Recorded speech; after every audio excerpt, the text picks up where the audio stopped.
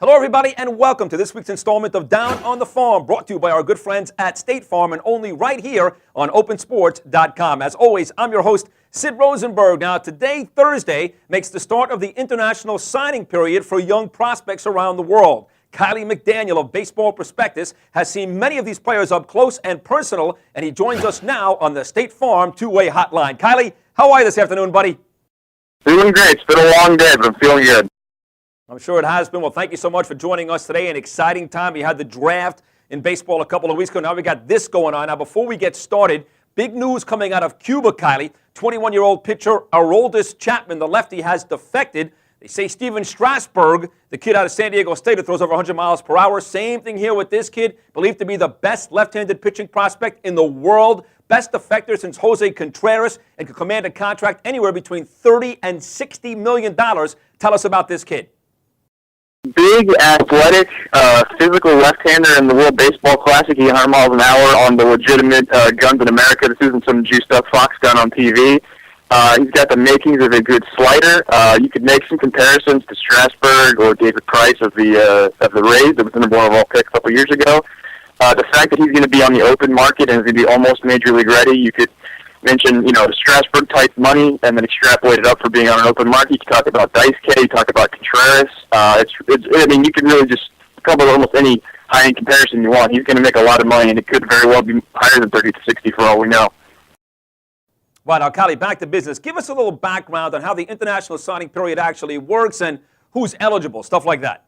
It's set up so that on July 2, the guys that are 16 from January 4, so the guys that turned 16 this year, are eligible to sign. And it's anywhere other than the U.S., Canada, and Puerto Rico. So pretty much all the Latin American countries, a lot of European countries, a lot of the Asian countries, Australia, some other places like that. But the most of the talent comes from Latin America. And of the Latin American talent, probably like 75 or 80% of the top players come from the Dominican. So a lot of it is focused down there, and all of these big league teams each have their own academy down in the Dominican and a whole network of scouts. And so July 2nd today is the first day that they can sign all of these 16-year-old prospects.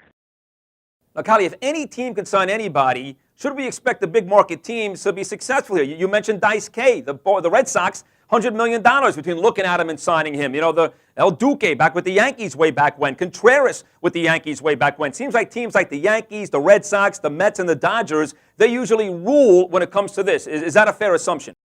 It is. The thing is, though, it's on a small enough scale that we're talking about, anywhere from $1 to $5 million of a budget for each team for bonuses, that a team like the Rays can justify throwing $5 million and hanging with the big boys if they want to.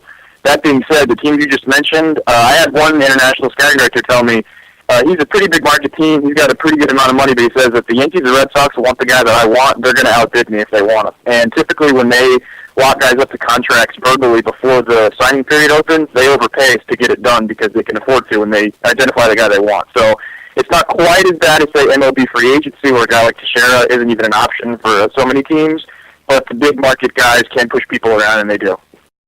Got it, Kiley. Now let's take a look at your top 5 prospects. 4 have already signed here.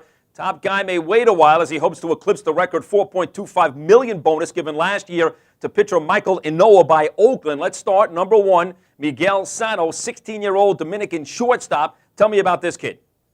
Sano has been talked by many as the best talent in a generation, and just off the charts. He's been compared. He's a shortstop right now. He's 6'3", 190 as a 16-year-old, and his body and strength is so developed, people just assume he's not 16. And there's actually an ongoing age investigation, but there's no evidence to prove that he's not 16. There have been a number of tests on his bone structure and DNA to prove it that he is who he says he is. But he's been compared to anyone from A-Rod to Evan Longoria, Juan Gonzalez. Names have been tossed out because he's eventually going to fill out and move off of shortstop to third base or right fielder. He's got a true impact bat where he could be, 30 home runs and 300 average, and some say even more than that. Wow, let me ask you about a couple more guys here. Wagner Mateo, outfielder from the Dominican Republic. He signed with the Cardinals. Give me the latest on Mateo. He signed this morning with the Cardinals for $3.1 million, and he is also a big-time talent. Some scouts say he's a 5-tool guy with 5+ tools, which is very, very rare. Only a few guys in the big leagues can even say that. And there's a few concerns that he may be a little bit hack happy. He can swing some bad pitches and he doesn't have the greatest plate discipline. And he also is a little filled out. He's like 6'1", 190 already as a 16-year-old, so something he may be more of a corner player than the center field that he plays right now. But that being said, if he fills out and moves to a corner, he's going to have even more power, and there's a lot of potential there. Someone said Carlos Beltran. It's that kind of talent. Give me the lowdown on Gary Sanchez, Dominican catcher. The Yankees signed him, given $3 million. How about Sanchez with the Yankees?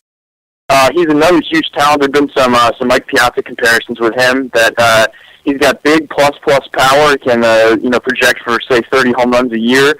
He's got a good bat. There's been some concerns that he hasn't shown enough ability to hit in games as opposed to his batting practice displays, but that's normal for guys at this age.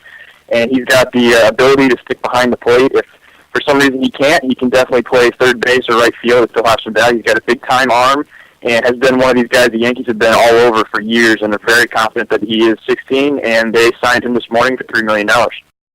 Red Sox gave Jose Vinicio, the shortstop from the Dominican Republic, $2 million. What about his future at Fenway?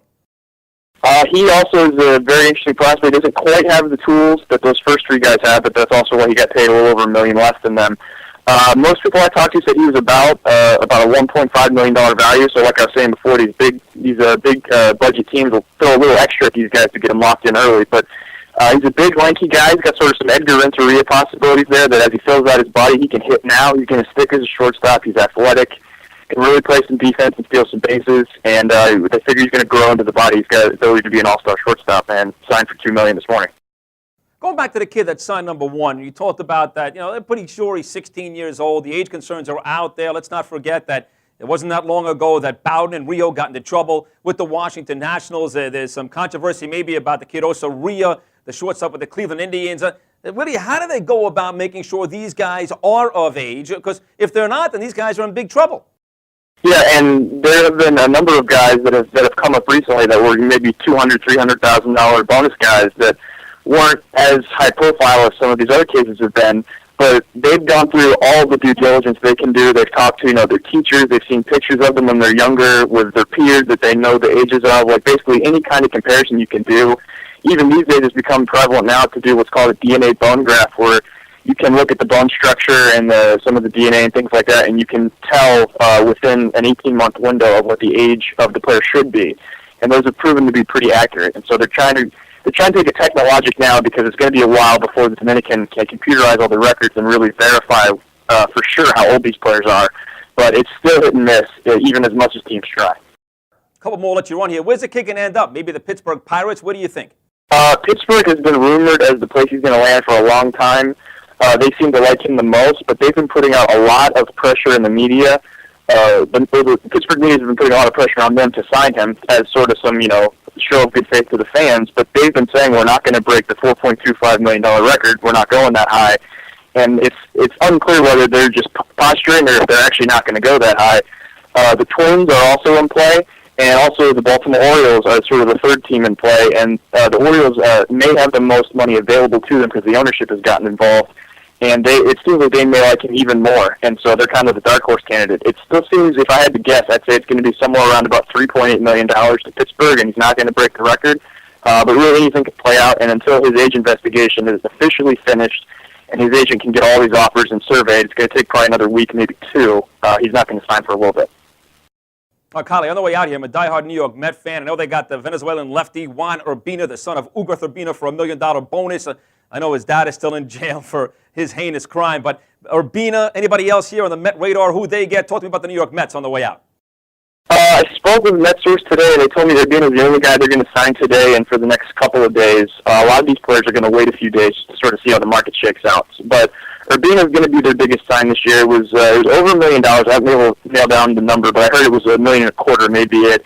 He's a projectable 6'3" left-hander. He's been up to 93. He's got the showings of a plus curveball and good changeup, good command. He's got obviously advanced command with someone like his dad, who's been a big league pitcher to you teach him where to go. And he's got the upside of possibly a number 2 starter, and they got him for late first-round money. So it seems like a good investment by the Mets, and they're one of those heavy hitters down in south of the border. So we'll see, what they end up with this year, how these guys play out. All right, my producer's a diehard Yankee fan. I can't do it to him. The shortstop, Barandando, what does his future look like in the Bronx? He is, you could say he's similar to Jose Vinicio that the Red Sox got, but not quite as filled out in the body. So he doesn't quite have the strength to be quite the hitter right now. But he's got plus speed. He's a big-time burner. Can really play shortstop, has a plus arm, and shows the ability to make some contact. And because he hasn't filled out the body yet, hasn't shown a lot of power, obviously the bonus is down at $850,000 he signed for this morning. So he's not quite the prospect, but he's got the upside to be one of those everyday defensive-oriented shortstops that can hit, middle to the bottom of the lineup. Gotcha, Kiley. Super job, man. The information here really, really terrific. And thank you so much for stopping by today. We'll talk again after the All-Star break. Thank you so much. Yep, sounds good. Thanks for having me. All right, Kiley. Keep up with all the international signings with Kiley McDaniel at baseballprospectus.com and follow him on Twitter as well at Kiley MCD. That's going to do it for this edition of Down on the Farm, brought to you by our good friends at State Farm here on Open Sports.